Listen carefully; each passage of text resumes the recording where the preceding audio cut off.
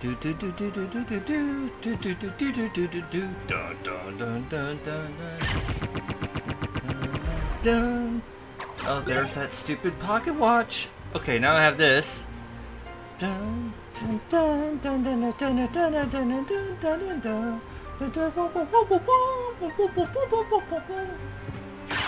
Ugh, stupid bat. I'm just ignoring you. Not even worth my time. Okay. So let's go this way. Let's finally solve a freaking problem that I have just freaking ignored until this point. Use the clock here. There. That's how you open it. That's how you open the damn statue. I could have done this way earlier. And here's some items. Armor max up an Alucard shield. Alucard mail and Alucard sword.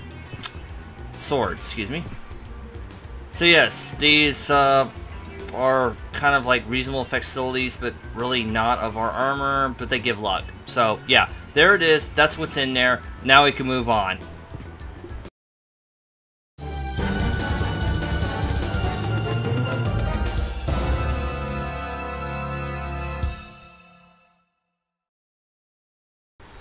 Okay, welcome back to the final episode, hopefully, of Castlevania Symphony of the Night. Lord Brimstone here. After a very short little detour there, we're finally back. So I have pretty much did all of the room exploration. I did record a lot of the footage, but I realized that would be boring as hell. So I decided, you know what, screw it, I'll just show the endings, and really I should have been doing that at the beginning. But I'm a dumbass, so anyway. Yes, here's the Holy Sword, strong against the undead. Ooh. Holy cross hilt. I don't know why it really has to tell us it's a cross hilt sword. Also, what sword is blue in the center? I've never seen anything like that. Never seen a quote-unquote holy sword that is blue in the middle. And I don't understand why Past Me has decided to continue to show the holy sword way longer than it should.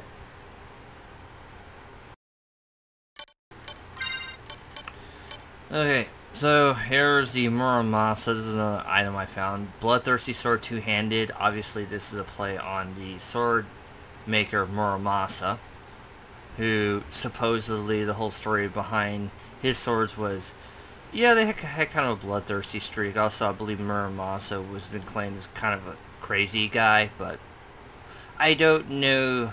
Well, I don't remember much about that lore in Japanese stuff. Also, I don't know why they tried to pair Muramasa with Masamune, because I believe they existed like 200 years apart from each other. Anyway, here we are. Back to this. The final part of this game. We have collected the map completion that we needed, so we're going to get the final ending of this game. So back here. And we're going to go and do the high jump. And I'm going to miss like a ninny. Whatever.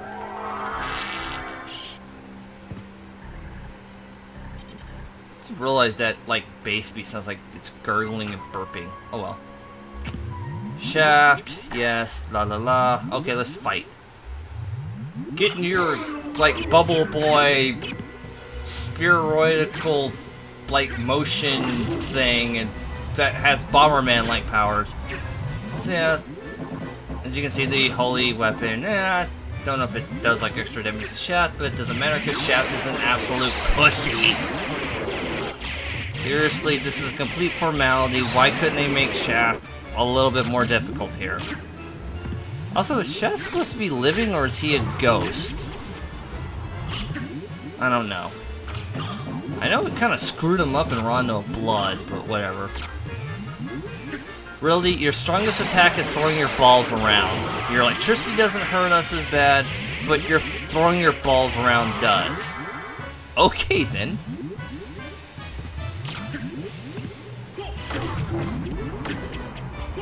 There.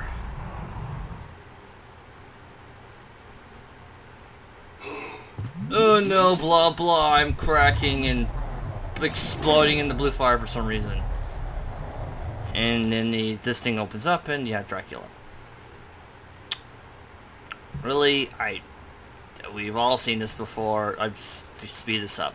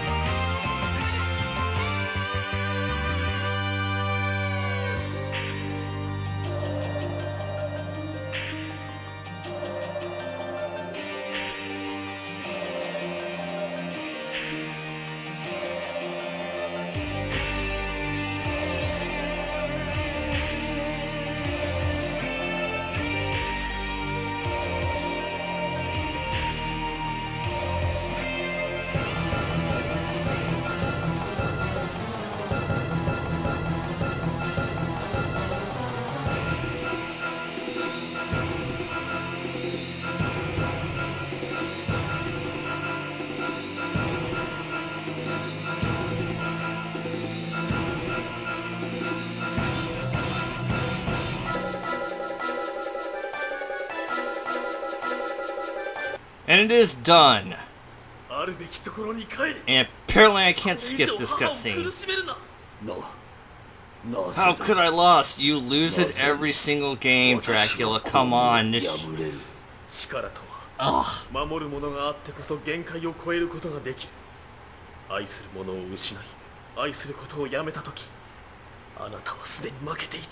Uh-huh. No, actually, you lost your life before you sacrificed everything you held dear. That was the whole point. Yeah, if you're wondering what this whole thing, it's confusing as hell.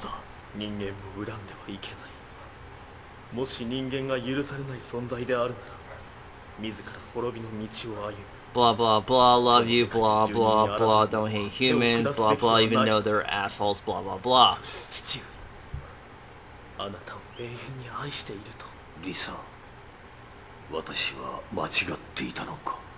Bye bye, Drac. We'll see you in like the other sort of non-canon Castlevanias.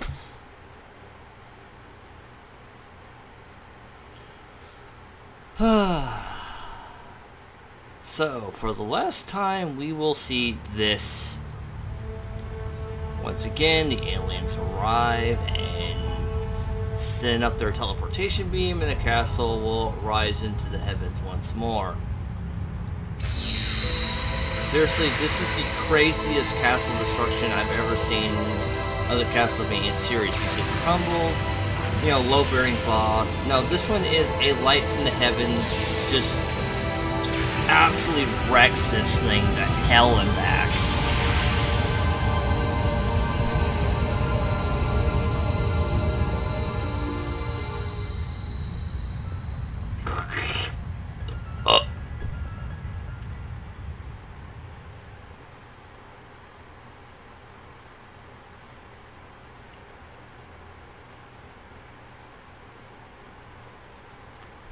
無事だったようだな。アルカード、よかった。あなたも無事だったのね。すまない。俺のせいでまた実の父を。気にするな。自分の宿命ゆえに奴を倒さねばならなかっただけだ。そう言ってくれると助かる。だがよく覚えておいてくれ。この世界に破滅をもたらすことができるのは奴じゃない。人間自分自身だということを。分かった。肝に銘じておこう。アルカード、これからどうするの？俺の体に流れる呪われた血はこの世界には不要だ。人目につかぬ方がよかろう。そう。ではさらばだ。もう二度と会うこともあるまい。アルカード。いいのかマリア、追わなくても。ごめんなさい。やっぱり彼を放っておけない。いいんだ。だが自分の選んだ道だ。決して後悔をしないようにな。ありがとう。それじゃ元気でね。ああ、マリアこそ元気でな。So yes, in the final good ending, Maria actually chases after Alucard, which actually is considered a canonical ending, considering that there was a novel written that is actually it was an audio novel that was written that was a sequel to this game, where she actually does convince Alucard not to, like, go in this sleep mode, whatever he does. And there's a whole plot, and I already showed you the picture of Mr. Hot Boy Incubus guy, who's like one of the major villains in that one. Ironically enough, I don't think it had anything to do with resurrecting Dracula, which that's kind of like amazing for a Castlevania game. So yes, once again we will see the staff production, all of this. I will use this time though to thank you for actually paying attention to this. This is in fact the final ending I will do, and this actually is the end of the series, well at least this series. Koji Iga, who is no longer part of Konami, he has moved on, which has actually kind of put the whole, franchise of Castlevania into question. I mean, I know we had the Lords of Shadow series, but it's in a trilogy, so it's not known if they're going to ever go back to the Castlevania series, or even, retouch on the original series. Which, I don't know, maybe it's just me, but I prefer the original series over the Lords of Shadow series. Mainly because it tries so hard to be something else other than a Castlevania game. But in terms of control, and yet does everything in its power to put every single little Castlevania reference in itself, saying, hey, no, we're really Castlevania, trust us, even though we don't totally play like a Castlevania game.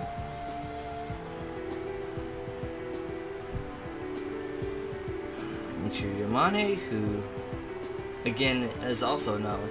It's funny. Oh well. So anyway, yeah, I do have a few more things to show, so please, stay tuned. There is more things to show. So you're wondering, why the hell did it take me this long to actually get this video up? Because, I don't know, I did say several times I was going to have this done like weeks ago. Well, work. But the main thing is, I've had some major technical issues for some reason.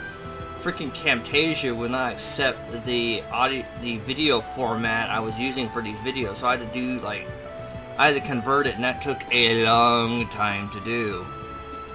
So, luckily it is done now. So I've enjoyed this, although really, this isn't my favorite project. I could have done a lot better with this, in my opinion. I eventually do want to look at the entire Castlevania series, at least the original, and trust me, when I do that, it will be a lot more professional, and I'll be explaining a lot more, and hopefully playing a lot better than this. Mainly I did this as a promise because, well, the person that was originally going to do this never got done, and I did say that I was going to finish this project. And, well, I have finished this project. So, of course, I know the main question. What happens now? You know, what will happen to me and what will happen to OGS? What will happen to all this stuff? And what will happen to Shantae, because I did mention that. The thing about Shantae is I did want to kind of get the actual game, but I realized, oh my god, it's rare as hell and expensive as hell. So, hopefully I'll get to that eventually. Anyway. By the way, did anyone notice that this music kind of reminds me of... Is anyone else kind of reminded of Silent Hill with this new music?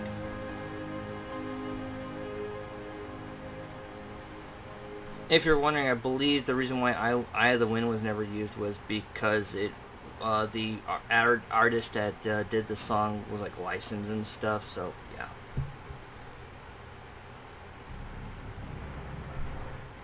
So, we are done with the main game. But time to show extras. So, we have the file select. So, as the game says, if you enter Richter or Maria, we can now play as her. Or him, whatever, depending on which name we use. Now, this only happens when you actually beat the game. So let's just go ahead and type in Richter here.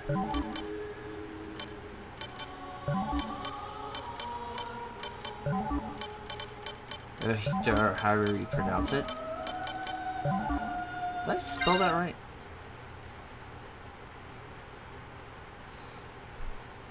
So yes, when you enter the code, you immediately start off as Richter in the open castle gates. Now, Richter is a glass cannon. You have a lot of moves, like you have this move, you can keep going up, so you have a space jump. You have all like the special techniques and item crashes, you know, with the items you get. There's also a bunch of martial arts moves. And that's the way you increase your health as you get the, you know, life max ups and stuff. Now, Richter controls like the same way as most Belmonts. You have the whip lash. But, as I said before, Richter is a glass tank. He hits hard as hell. He wrecks bosses, you know, asses. But he can't take very many hits himself. He also has the slide move. I'm trying to do the slide to a kick, because that actually does damage. I'm just trying to show off Richter's basic moves here. Yeah. One hit, the ward dies.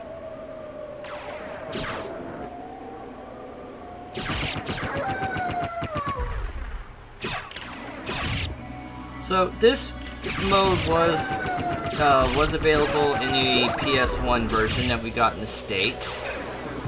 Yeah, as you can see, you know, Little Zombie did a lot of damage to us. But yeah, I believe as you beat bosses and, you know, collect hearts, your stats increase and all that lovely stuff. You don't have an item menu screen, so you can't like collect weapons and stuff. You just have the whip. But except for it gets stronger as you go on in the game, you beat bosses and yada yada yada. And I believe the only way you can heal is using the save points. But yeah, you see there a couple bats that were almost already dead. Now, oddly enough, the frickin' whip turtle does like the same amount of damage as a regular whip attack, which is surprising. And there's this area. There we go. There's that kick slash. At least a double pump on the jump. I don't remember. It's been so long since I played as Richter, since I actually recorded this. Spoiler alert, all this was pre-recorded. I've just now gotten to be able to release it, as I said before. So, it really wasn't a spoiler. So, that's pretty much Richter. We'll show off the items, but I think we've seen them all already. You know, the knives. Actually, I don't think I showed off the knives and stuff. Oh well. There's holy water. And I guess I have to do this once. There's the holy water. Ooh. It's as broken as always. And here we go. The storm! And that is broken as always. So there you go. So that's pretty much Richter. I'm not going to play the game as him because really I don't want to do this again. So let's go ahead and quit. And I will go ahead and show off Maria. Now Maria was not a playable character in the PS1 game. However, she was a playable character in the Sega Saturn game that was only released in Japan. Now, the problem is, Maria in that game played a lot different than Maria in this game. The Maria in the Sega Saturn game was the people that actually played it hit like a ton of bricks. She was more martial arts. In this one, she mimics more of her Rondo of Blood. And yeah, she's also a glass cannon. And yeah, she uses the owl to fly up. That's new. Oh yeah, I guess the demonstration, the potions actually do heal you. So that's good. But yeah, you use owls to attack. She has a slide. I'll show off her other animal familiars mainly because we don't really get to see them. She has a double jump, yay. But yeah, if you ever seen the Sega Saturn version, she just wrecks people's shit with martial arts. She does not use her animal familiars. Speaking of Maria, I did mention that there was like a 5th ending that was never used. Now, the whole story was, if I recall correctly, oh yeah, and there's this. Apparently Maria can summon like a doll of herself in attacks. And I believe that's actually a reference to the Hidden 5th ending, by the way. Because in that one, supposedly in that ending, during he gets to fight Richter or whatever, Shaft actually comes and actually uses a magical spell and turns Maria into kind of a demon thing. If you recall, that's kind of a reference to Rondo Blood, because in that one, Shaft sensed her hidden powers of being able to control the 4 polar gods and tried to, I don't know, do yummy magic stuff and whatnot, but Richter originally stopped that, so I guess that's kind of a reference to that. So, yeah. So let's show off the, okay, let's show off the turtle. Turtle in this one gives you a shield. Yeah, it's a shield. She does have item crashes. Hopefully I'll get enough hearts to show that off. And I don't know what that does. Oops. Oh well. So, and then there's the cat. So you can only carry 2 sub-weapons with Maria here. There's the cat. Cat works about the same way as it did in Rondo Blood. Again, I'm assuming people have actually played that. It runs on the screen and hits whatever monster and does like massive damage. Well, does damage.